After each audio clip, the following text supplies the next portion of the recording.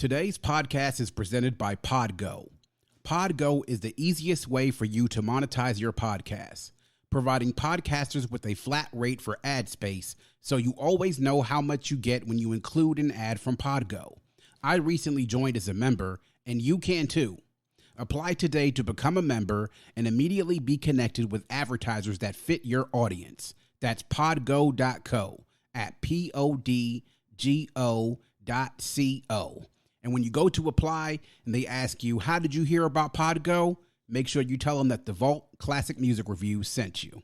Welcome to the Vault Podcast, Classic Music Reviews, presented by IV Creative. Now, here's your hosts, B. Cox and the crew. Greetings and welcome, ladies and gentlemen, to another edition of the Vault Podcast, Classic Music Reviews, presented by IV Creative. It's a perspective of the classics from a fresh point of view. We appreciate you for taking your time and lending your ears to our perspective. You could be anywhere listening to anything, but you're right here with us, so we thank you. With you today is yours truly, and with me back once again, I have the crew here with me here today. Of course, we have with us the creator and host of the Raw Sex Podcast. You can catch that each and every Friday right here in these podcast streets.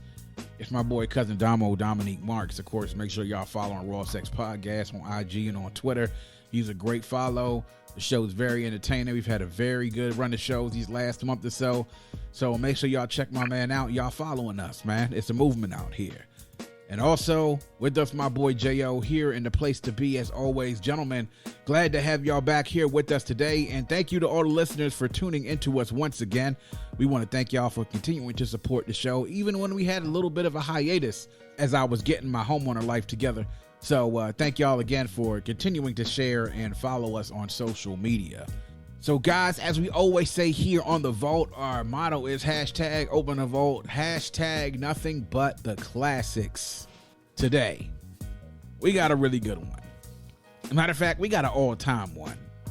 Matter of fact, we got one that if you haven't heard this album, or at least some of the tracks from the album, you literally been dead for the last 30 years. Or haven't heard any music in the last 30 years, especially those of popular R&B and urban music. So we're going to go back 30 years to May 28th, 1991.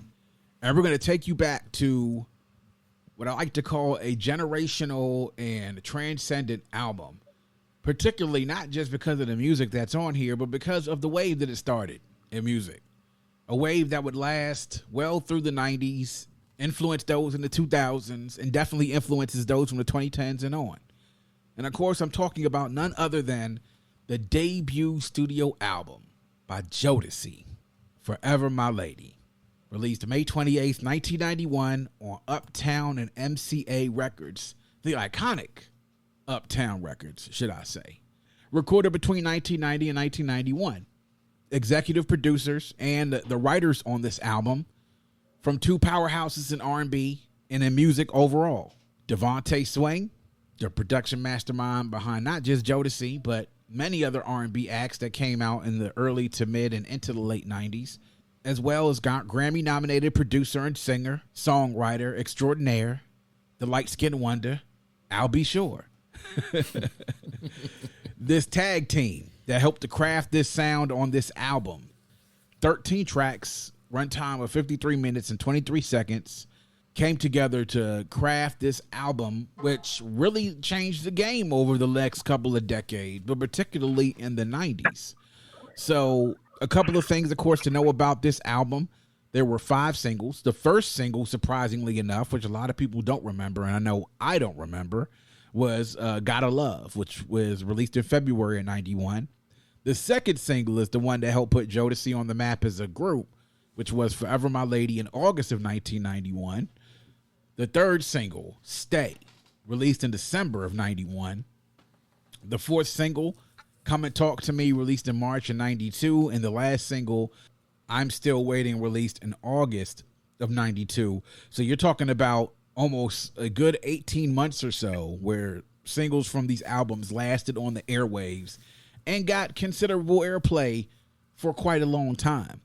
So, guys, this is our generation. This is Jodeci is a group that, when we talk about their beginnings, what they brought to the game, the period of R&B music that they sort of ushered in, no pun intended, really kind of changed the way we looked at R&B singers. And to go back and give you a short background, Jodeci came about through two sets of brothers. Those, you know them well, JoJo and Casey Haley from North Carolina, and Devontae and Dalvin DeGreat.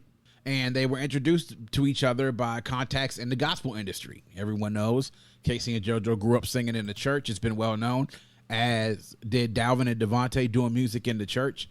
They decided to come together. Dalvin and Devontae were songwriters and producers, and Casey and JoJo were powerhouse singers. They eventually did a lot of different performances, demoed for some people, grabbed together money, got into a car from Charlotte, North Carolina, went up to New York to go look for a record deal. And the one place they were going to go find a record deal was Uptown Records, which kind of was typical for you to do so, considering what their back catalog looked like and what they were doing.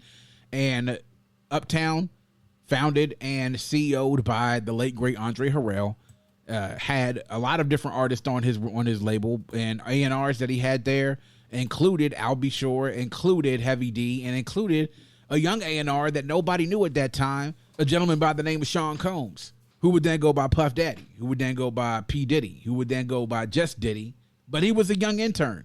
When they got the demo from Jodeci, everybody at Uptown was blown away. They gave it to Diddy and said, hey, as an A&R, here's your project. Do something with these guys.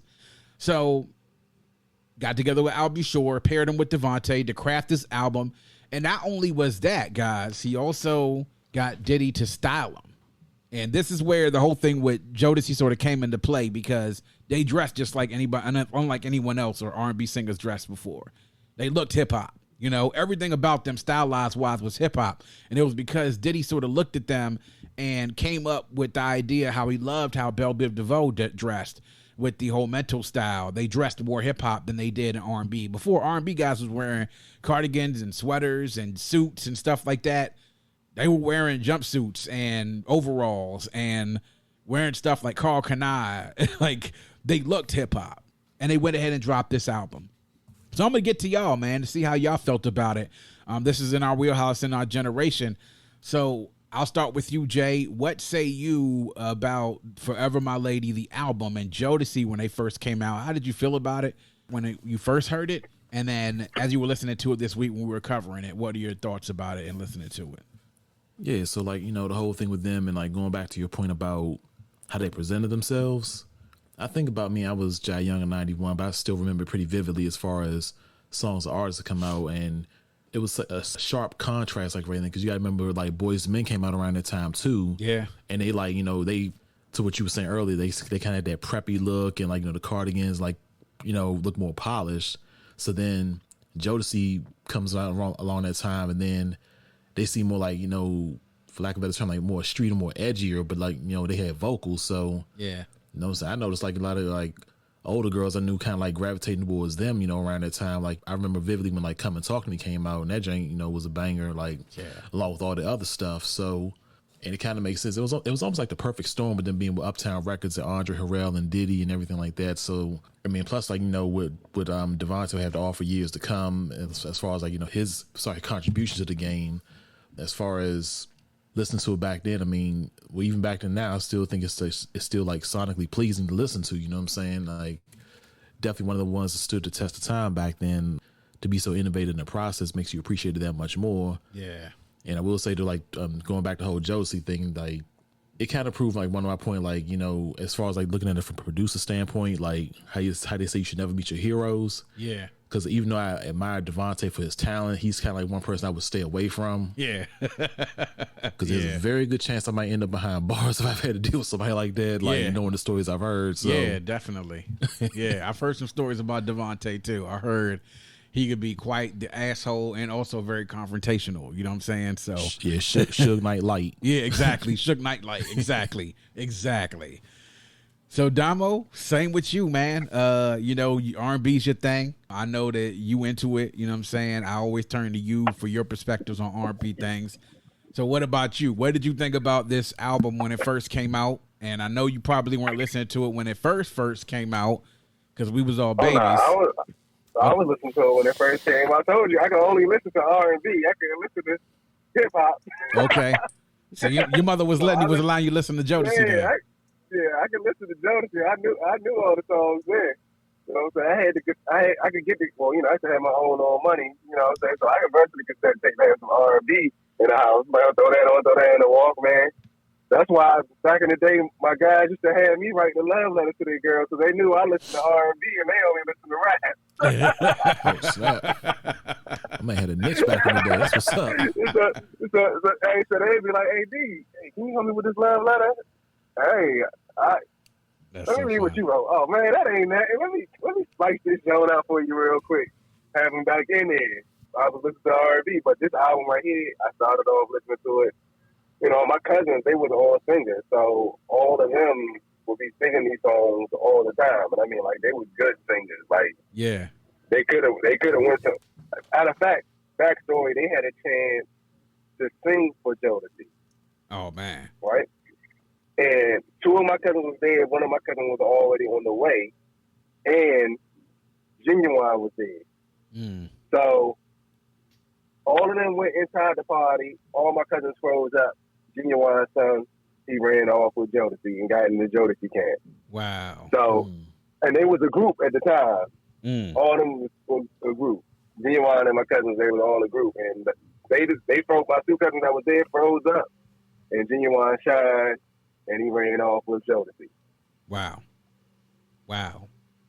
That's crazy. So, wow. So the story you hear of Devontae is true, because and maybe I can try to get somebody to get in contact with Genuine to see if maybe we could do that Pony album and have him come on. Oh, yeah. And do it. I'm going to try to see. I don't want to say nothing, make no promises. Maybe we could try it. Okay. See if we can get in contact with him. Yeah. But I remember a story of him when he was about to come out for his career, and Devontae was outside the club and was threatening to kill him. Wow. So they had to barge him from the club. Because, you know, back in the day, when they first came out, they said, you know, he looked like Devontae. Everybody said they remind him of Devontae, but yeah. But Jodeci-wise, their album, we get back to that later on, and I'll bring up that topic with the album. It was definitely a new range of music, and like you said, I think this is really when the nasty part of R&B started. I think they ushered that in. Yeah. And these kids today done took it to a whole other level where at least some of the songs on there, it was somewhat nasty, but you still didn't really know that first album they were talking about fucking. And then into their next album, you knew what they were talking about, but the kids today done took it to a whole other level. Yeah. You know, it's funny. They get pegged as and talked about as the bad boys of R&B because the way that they look, I ain't gonna lie, people probably look at them and they look thuggish. You know what I'm saying? Like they look like street dudes. And it's funny, Dumbo, because I can't remember whether this from the Raw Sex Twitter or something else you picked up. Maybe it was a meme, and you said, as far as like with women, you said your relationship with toxic men started when you chose Jodeci over Boyz II Men. I posted that. Bars. Yeah. But you know what? I think that they were always, you can't help but to compare the two, because 3 weeks before this album came out, a month before this album came out, Boyz II Men came out with their debut, Cooley High Harmony. And it was really two different types of R&B, even though they were in the same genre. They were two completely different groups, and they each brought their own uniqueness to the genre and to the game. But Jodeci kind of just had that extra little juice to him. And I don't know whether it was the styling or the style of vocals or whatever, the way that they looked, it was just something about them, though. I lived in mostly a female household with just me and my dad, but I had older sisters. My older sisters all had friends. At that time, I had a sister who was in college and another one that was about to go to high school. So I heard this album a lot back then. And people they loved Jodeci. Girls loved to have crushes on him. Like, I can't say like my sisters, all of them had. It's funny because we talk about Devontae. They all had crushes on Devontae. What girl didn't have a crush on Devontae and Dalvin? Man. You know, but if anything, what I remember about listening to this album is even back then, I'm like, yo, this is crazy. Like, considering how big the songs were and how easy they were to sort of sing along with. Like, you don't get that with everybody's music, and I think that's sort of that's a testament to the work that Devontae and Al B. Sure did in writing these songs. Like the song Forever My Lady, penned by Al B. Sure as a tribute to his girlfriend who was having his child, none other than Kim Porter. And who was that child? It's Quincy. Like, so this is how far removed we are from this. This is how deep this goes into the roots of love and understanding and relationships and all this type of things that you hear in this album. It was like, wow. Like, I think I even knew back then, like, you don't really think about classic music, like how long something is going to last. But I think I had a feeling even back then that we were going to be singing these songs for a long, long time. With women and with R&B, you have to make a connection with women, and they connected with women on a different level than they did with even a lot of their contemporaries. Like, think about it. I mentioned Boys to Men. Imagine how many other groups were out around that time. Troop. Eventually coming out in the next couple of years would be H-Town, High Five. I mean, there were a lot of groups out around that time that did R&B, because that was the thing to do. You formed an R&B group. R&B groups had a lot more juice than even some of the soloists that were out there. And they were able to really take the market and run with it and really take a top spot and hold on to it. So props to Diddy, props to the producers with Al B. Sure and Devontae, and the songwriting, the production, the mixing. Like you said, Jay, it's sonically pleasing still to listen to even 30 years after the fact.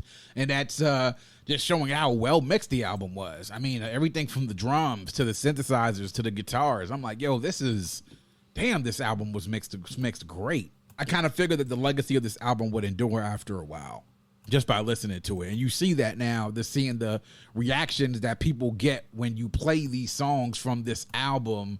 You get the reaction that lets you know that how strong the legacy is. So no matter where you are. So now we're going to get into highlights. So we're to get with your highlights, any lowlights. And I have an interesting take on the album in regards to my highlights and lowlights, but I'll let y'all go first. So Damo, what say you? What are your highlights of here and any lowlights if you have any? The highlight to me is, of course, all the singles. You know what I'm saying? And you really think about the singles. Come Talk to Me, Stay, Forever My Lady. You know, I'm Still Waiting. I forgot about I'm Still Waiting. Yeah. Until this week.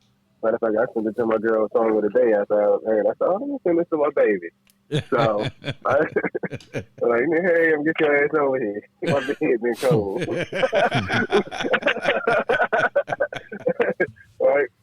And to those, to me, those are high. That's the high of the album. And they give you those right back to back to back to back. Right?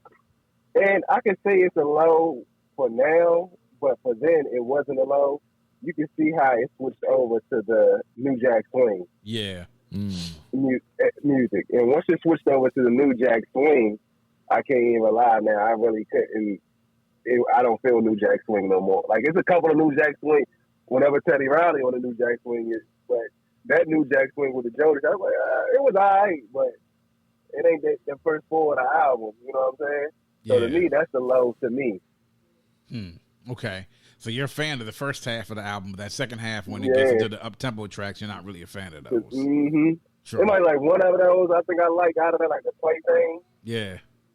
And then after that, I'm like, matter of fact, I had to look at my phone to make sure it was still the album going on and try to make sure it was Teddy Riley there. I'm still listening to Jodeci album. Like, the fuck happened? Oh, man. Yeah. Yeah, I think that was a consequence of the time, though, because... Yeah, but that's what I say for the time. Yeah. Back then, I was like, all right, okay. You know, of course, they're rocking at a house party or whatever. When you had a little house party and they got the kids out there dancing, those are Jones that come on or whatever. And then, you know, the grown folks will come on when the first four come on. You know what I'm saying? But then now, like you said, 30 years removed, you listen to them like, yo, dang, y'all blew this album. True. True indeed. I hear you. Nah, it is a little jarring. I think because a lot of people, and I'll get to this more in depth, but I think a lot of people probably expected, if you hadn't listened to this album in full, you'll be a little surprised, I think.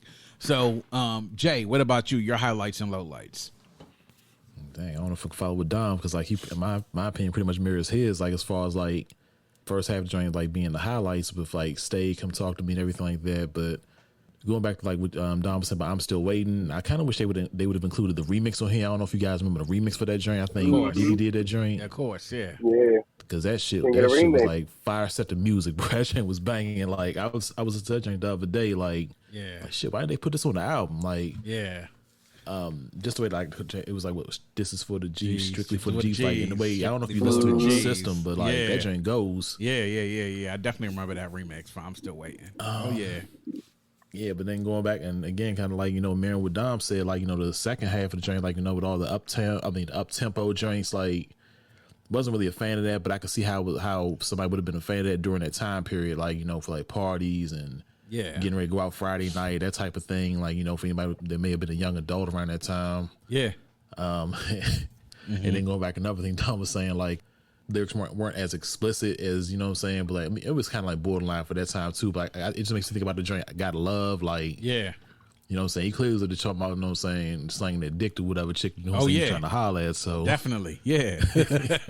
So it just made me think about like, I think it was obvious, but I mean, maybe for that time they considered that like a little bit polished, so they wouldn't be so blatant, but so like I said, my opinion pretty much mirrors Dom's on that joint. Yeah, I think that if you didn't listen to this album, a lot of people's opinion when they think about Jodeci and when they think about this album is particularly just slow jams. Like, I think that's the one thing that when you listen to Jodeci, all of their hits have been what? Almost all of them have been slow jams and love songs. True. The one song that was a hit that wasn't a slow jam, as far as like a commercial hit, was Get On Up. That was it. I don't know any other fast, like up-tempo Jodeci songs that were hits. So when we think about Jodeci, when you talk about Jodeci, your mind automatically takes you to slow jams. That's it. So I think that one of the things that folks, when they think about this album, having not heard it, will think that it's an album full of slow jams, and it's not. So the highlights for me. Opening the album with Stay is a really interesting choice. And I'll have to say this, out of all the Jodeci tracks of all time, I think Stay might be my favorite. And that's saying a lot, right? And I also think that it's one of the most disrespected singles that Jodeci has.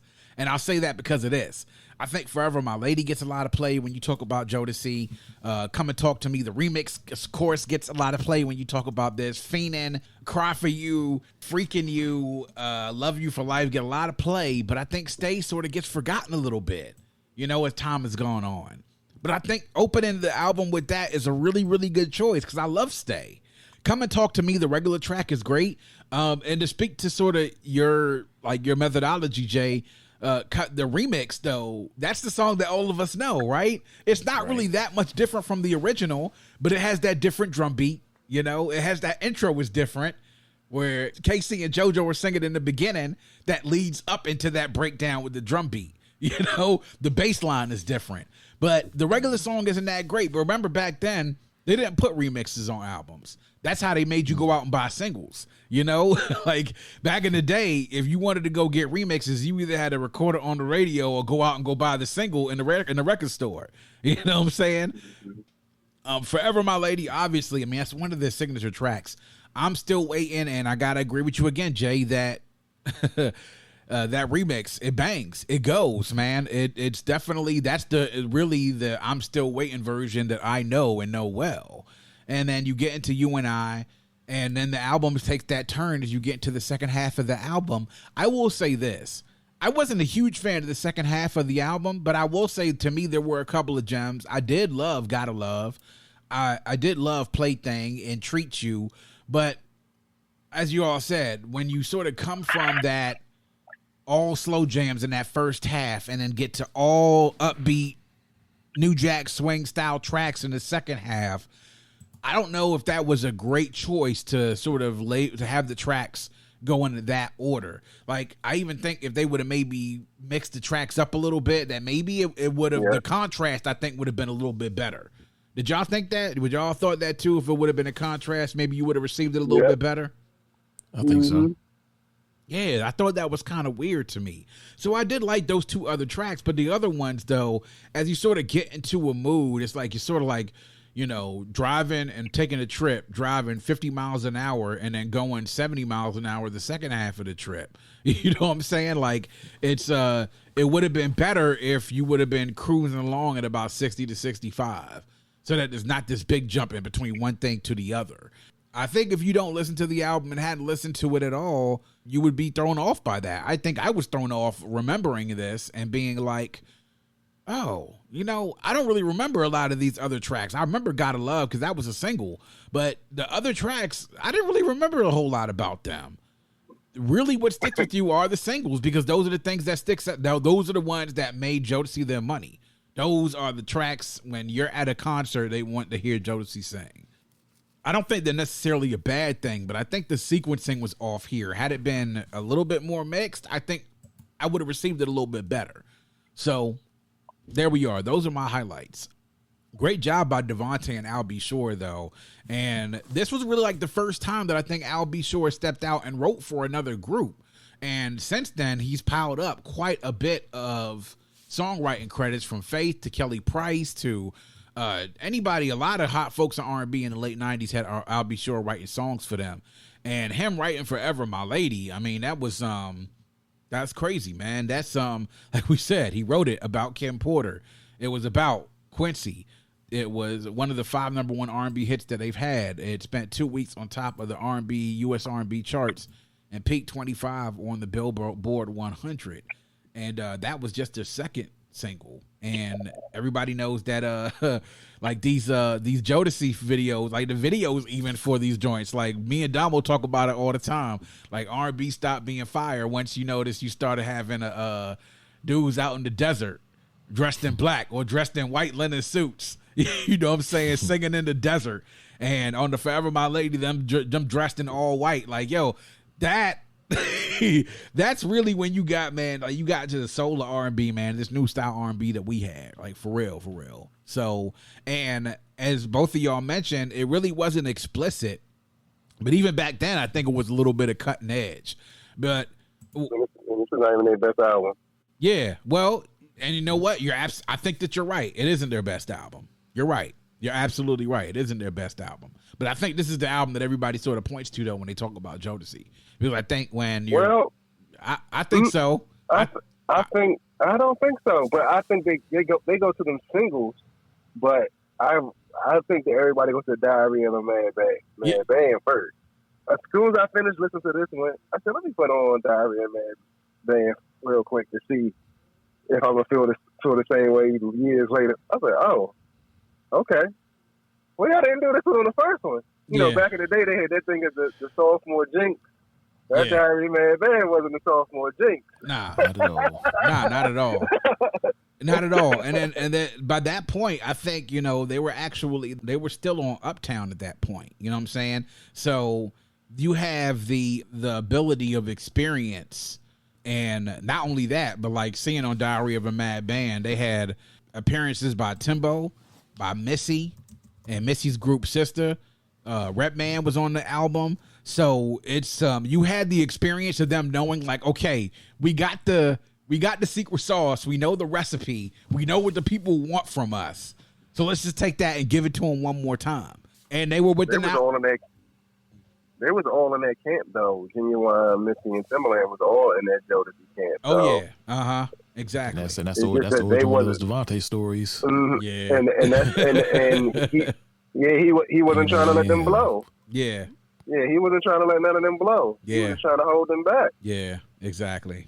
This was the start, though. And I think that when we, like, there are sort of like that groupings of Jodeci singles. So I think that this is part of like the first grouping of Jodeci singles. Then you get the ones from Diary of a Mad Band. Then you get the ones to the show, the hotel, the after party. And then you get the Casey and Jodeci tracks, the Casey and JoJo tracks, you know, that sort of fit somewhere into that Jodeci family as well. But Nah, you're absolutely right. So I think there is some hindsight of 30 years afterwards that there were some things that I think they could have done a little bit better with this. So I think that the tracks on here that are classics are absolutely classics, but we'll get into that now. So now we get to the time where it's a test. The test of time, whether we say it's a certified classic, borderline classic, classic just in its time, or not a classic at all. So I'll start with you, Jay. What say you, after now we've talked about it, you listened to it, what do you say as far as Jodeci-Forever, My Lady, in regards to that? And then also, on a 7 out of 10, how strongly do you feel about it? I'm going to have to say classic. And as far as how I feel, as far as on that scale, I would say 8 out of 10. Okay. Just like taking everything into consideration. Yeah. Okay. Damo? Man, if I'm putting it against the second album, I wouldn't be able to give it a classic. But since I'm not going to do that, we want to say it's a classic because they got them four bangers, and those are all classic singles. So I'm gonna go ahead and give it a classic, and yeah, I'm gonna go with Jay, 8 out of 10. Okay. You gotta think, that time frame, that New Jack Swing was the shit back then. So. Yeah, right. Yeah. And plus, it's still like a lot of older people, like older fans, they still rock out to them joints. You put them on. So. Oh yeah, yeah, definitely. Like I think my older sister's generation, I think they will probably still rock out to a lot of those joints that they heard on Jodeci joints. You know what I'm saying? Like, to me, it's yeah. But my opinion, I think it's a certified classic as well. But I'm giving it actually a 7 out of 10 because I think after I listened to it this week, the totality of the album altogether, I don't think I went into this week with a better feeling with it this week than I did before. Like, I think, if anything, my opinion, I don't want to say worsened, but I didn't really feel that less much of the album. But I think, to me, if it was like on iconic status, I think, yeah, for the legacy, I think it's still on iconic status. But in regards to the quality and mixing and everything else, in regards to what happens with the second half of the album, I think that brought it down a notch, just a notch for me. You know what I'm saying? So I would say, yeah. If it would have been an EP, this joint would have been classic. Oh, yeah. Oh, yeah, definitely. If this would have been an EP and they would have just got it down to about 7 or 8 tracks, this would have been an all-timer. Like, you putting this in one of the best albums of all time of any genre. So, yeah. But I do think that, you know, regardless of everything else that we talked about in the second half of the album, everything, the legacy, I think, of what this created is really what's bigger than probably the music and what this ushered in and the era that this brought into the game and the style that R&B artists had after this. Because you saw however many artists that came out and R&B acts that came out after this to sort of mimic their style. A lot of them did. You know what I'm saying? A lot of them mimicked that style, how they looked, the way that they dressed, the personas. They really matched up to that. I even saw there was a group, I don't know if any of y'all saw this on Facebook, but there's some new boy R&B group out there that tried to remake Come and Talk to Me, like the way that the remix was. And they got some good voices, but it just wasn't the same, though.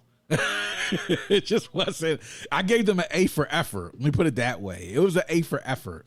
If I could send you. So would you rank them on the same level as, say, like a Jacquees or, you know what I mean? Yeah, I guess probably so. Yeah. Probably. So they have punchable faces then, okay. Yeah, they do have punchable faces. They had good voices, though, you know what I'm saying? But it was just like, it didn't have that same oomph like the original, that Come and Talk to Me remix. Like, nah, that's, it just didn't. It's like, y'all tried. Like, this is 30 years ago. Like, y'all wasn't even alive back then, but nice try, though. You know what I mean? So, Jodeci-Forever, My Lady, 30 years ago, this week. Iconic group, iconic album, iconic singles, really. You know what I'm saying? And make sure y'all go check out this album. Make sure you read some of the articles. They'll be up in my show notes in regards to the anniversary for this album and the legacy, really, that it has. So make sure y'all check out Jodeci-Forever, My Lady, and look it up. Listen to it and let us know what you think about it. Hit us up on social media and let us know what you think about this album after listening to our review and then also listening to the album. And that is going to wrap up yet another edition of The Vault. Please make sure you check us out on our new host on Red Circle. You can also download, stream, and subscribe to the Vault Classic Music Reviews on any one of our streaming sources. If you go to the link in our bio, our link tree, you can get to any one of our streaming sources. And also all of our social media pages. You can get to the Vault on Instagram on @VaultCMR Podcast, on Twitter @Vault Classic, and on Facebook and YouTube. You can search us by looking up the Vault Classic Music Reviews Podcast. Subscribe to the YouTube channel. Like the Facebook page, interact with us on social media, tell us what you think. We do it here all for you. We appreciate the support, and if you have a friend, tell a friend, and make sure that that friend tells a friend. Always remember to keep your headphones on and your music loud, but not too loud. And as we close, we'd like to remind everyone to dream big, because dreams are the basis for creation. Always create, motivate, and elevate, because you were never destined or created to stay stationary in this life.